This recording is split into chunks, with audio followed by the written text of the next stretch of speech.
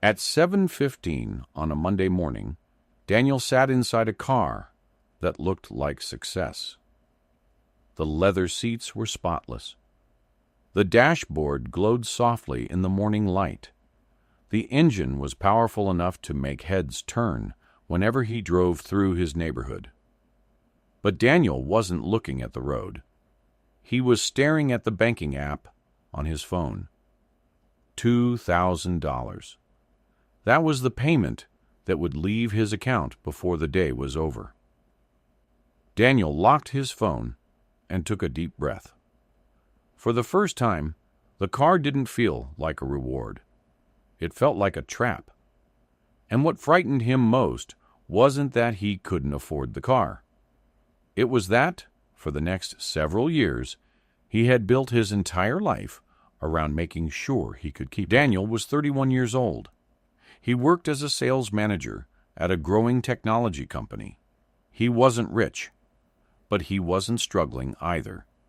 He earned a good salary, paid his bills on time, and had recently received a promotion. For years, Daniel had driven an old sedan. It wasn't beautiful. The paint had faded. One of the doors made a strange noise whenever he opened it. And sometimes when Daniel parked beside his coworkers, he felt embarrassed, especially around people who seemed to have everything figured out. Then came the promotion. His salary increased, and something changed. Daniel started telling himself that he had earned a better life, a better apartment, better clothes, better restaurants, and eventually, a better car. One Friday evening, Daniel walked into a dealership just to look. At least, that's what he told himself. A salesman showed him a luxury SUV. Daniel sat behind the steering wheel. The interior smelled new. The seats wrapped around him. The dashboard looked like something from the future. The salesman smiled. "You deserve this," he said. Daniel laughed, but those 4 words stayed with him. You deserve this. The car cost more than Daniel had planned to spend. Much more. But the salesman didn't focus on the total price. He focused on the monthly payment. "We can make it work," he said. Daniel looked at the number. $2,000 a month. It was a lot. But Daniel did the math in his head. His salary could technically handle it. He could cut back on a few things, eat out less, cancel a subscription, be more careful. And besides, he had worked hard. He deserved something nice. So Daniel signed. That evening, he drove home in a car worth more than anything he had ever owned. He felt proud. His neighbors noticed. His co-workers noticed. His friends noticed. And every compliment made him feel like he had made the right decision. For the first few months, Daniel loved the car. He took pictures of it, kept it spotless, parked far away from other vehicles. Sometimes he would sit inside it after arriving home, listening to music before going inside. The car made him feel successful, but slowly.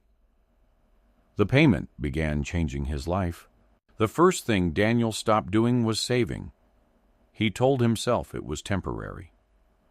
Once things settle down, I'll start again. Then he stopped investing. Then he stopped taking weekend trips. Then he started checking restaurant prices before meeting his friends. A few months later, one of his closest friends invited him on a short vacation. Daniel wanted to go. But when he calculated the cost, he hesitated. The trip wasn't even expensive. But $700 suddenly felt enormous, because $2,000 had already disappeared from his monthly income before he had the chance to use it. So Daniel said no. Maybe next time. There was always supposed to be a next time. Then something unexpected happened. Daniel's company went through a difficult period. Sales slowed down. Management began cutting expenses. And one afternoon, Daniel's manager called him into a meeting. Daniel walked out 20 minutes later with a warning. His position was safe. For now. But his bonus was gone, and his salary increase was postponed. That night, Daniel sat at his kitchen table. He opened his bank account. He looked at his savings. Then he looked at the car keys sitting beside him. For the first time, the numbers didn't feel comfortable. He had spent so much money trying to look successful that he had forgotten to become financially secure. Daniel decided to fix the problem. He created a budget. He cut unnecessary expenses. He stopped eating out. He sold some things. He started working extra hours. For a while, it seemed to work. He felt disciplined. He felt proud. But then, his car needed repairs. A few weeks later, his apartment rent increased. Then his mother needed help with an unexpected expense. One problem became another, and Daniel began using his credit card. Not because he was irresponsible, because his income had become too committed. His monthly payment had taken away his financial breathing room. The car wasn't simply costing him $2,000. It was costing him the ability to handle life when life didn't go according to plan. One evening, Daniel met his younger brother Marcus for coffee. Marcus drove an ordinary used car. Nothing impressive. There was a scratch on the passenger door. Daniel joked about it.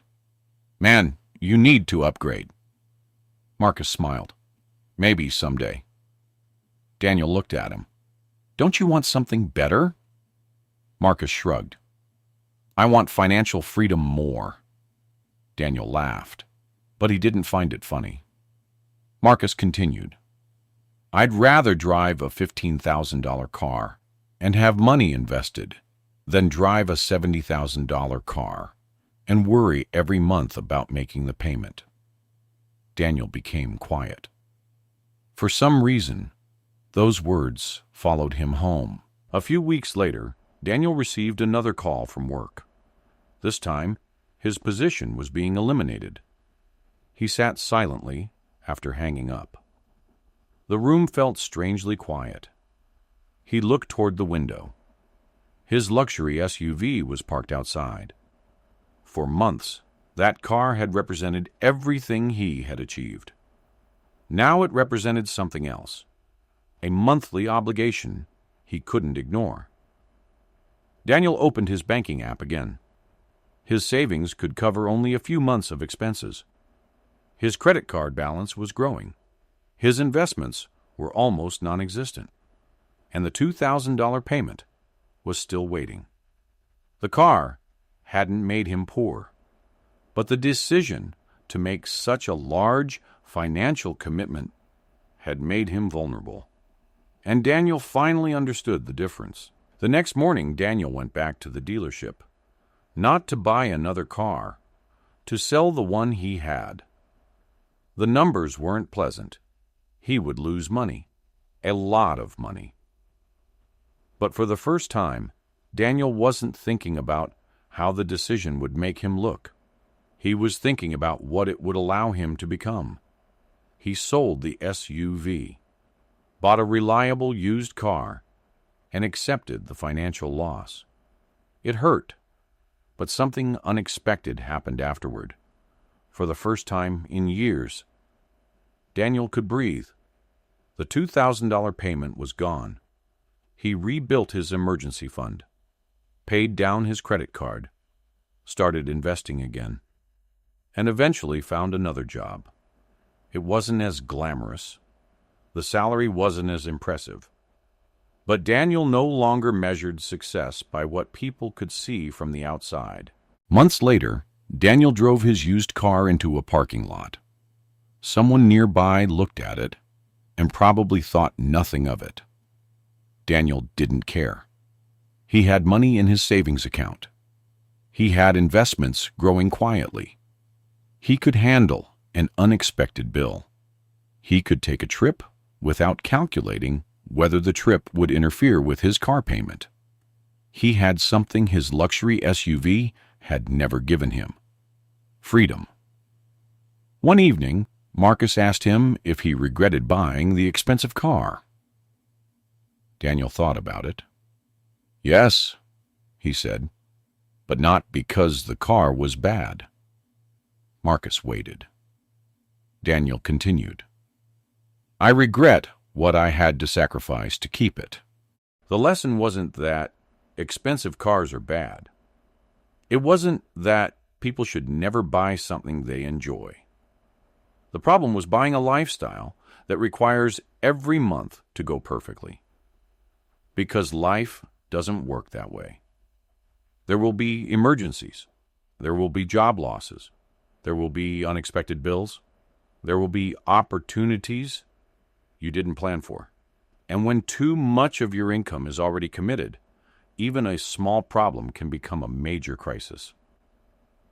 Daniel had thought he was buying a car, but he was actually buying a monthly obligation, and that obligation quietly controlled his choices. Sometimes, financial freedom doesn't begin when you earn more. It begins when you stop needing every dollar you earn just to maintain the life you've created. The car that looks impressive in the driveway may not be impressive if you're terrified of losing the income that pays for it. The apartment may look beautiful. The clothes may look expensive. The vacations may look perfect. But what matters is what remains after the appearance is gone. Because wealth isn't only about what you can afford to buy.